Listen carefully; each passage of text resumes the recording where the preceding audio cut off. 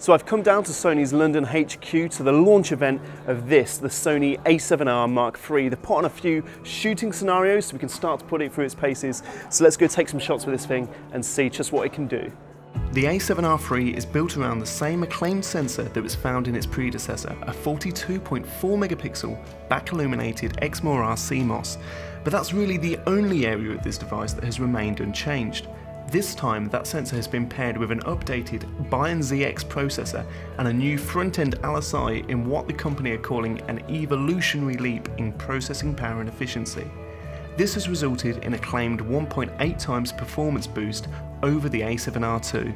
The improvements offered by this new combination are far-reaching. First of all, Sony say that ISO noise in images is almost a full stop cleaner than with the Mark II, and it boasts a massive dynamic range of 15 stops for single images and 14 stops for silent and continuous shooting. While that ISO performance was hard to verify in our brief test, image quality from the camera really does seem spectacular, and all that resolution is still immense as it was on the A7R II.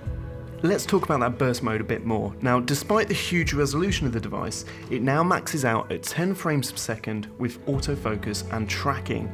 Now, the buffer for this is around 76 shots, or over 7 seconds of constant shooting.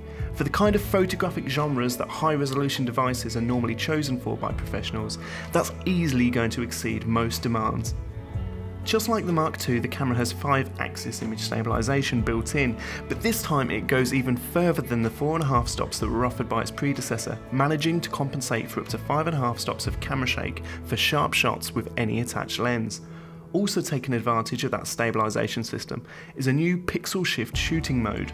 With this feature, the camera shifts the sensor in 1 pixel increments to capture 4 separate pixel shifted images in a single file.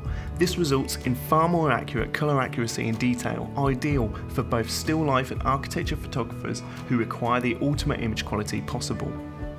The now upgraded focusing system, the A7R III, is comprised of 399 phase detection AF points that cover approximately 68% of the image area in both horizontal and vertical directions.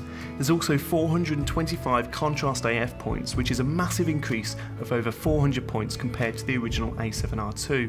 This advanced hybrid system delivers focus acquisition in what Sony claim is roughly about half the time of the A7R II, with tracking that is approximately 2 times more accurate as well.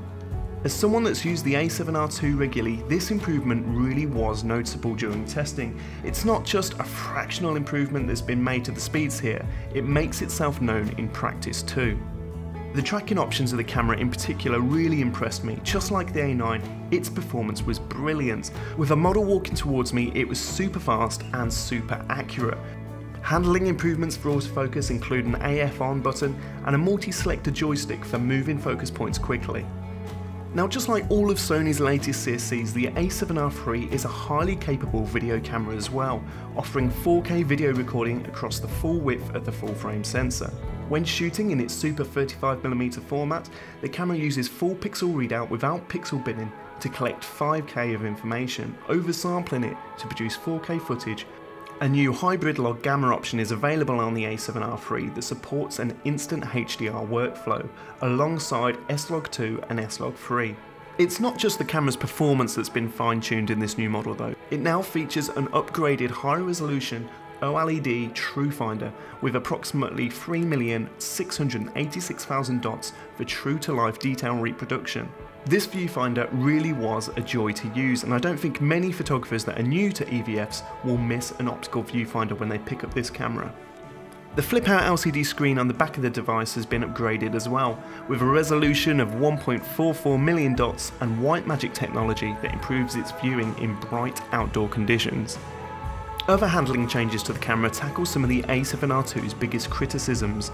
The III now has dual media slots, one of which supports UHS 2 type SD memory cards. This allows users to back up their files as they shoot, or fit a second card as an overflow option. Battery life has been greatly extended as well, with a new camera utilising Sony's Z series batteries as found in the A9. These have approximately 2.2 times the capacity of the W series battery that was found in previous A7R models, now offering up to 650 shots from one charge. This larger battery has meant a bigger grip is needed on the device, but in my personal opinion, this has really aided the ergonomics of it and will particularly be welcome when supporting longer lenses. Despite this larger form, it's only around 30 grams heavier than the A7R Mark II. So we've had our first little play with the Sony A7R Mark III now, and with all those improvements across the board, it's really looking like a device that's going to excite photographers across the country. For more information about it, visit wex.co.uk.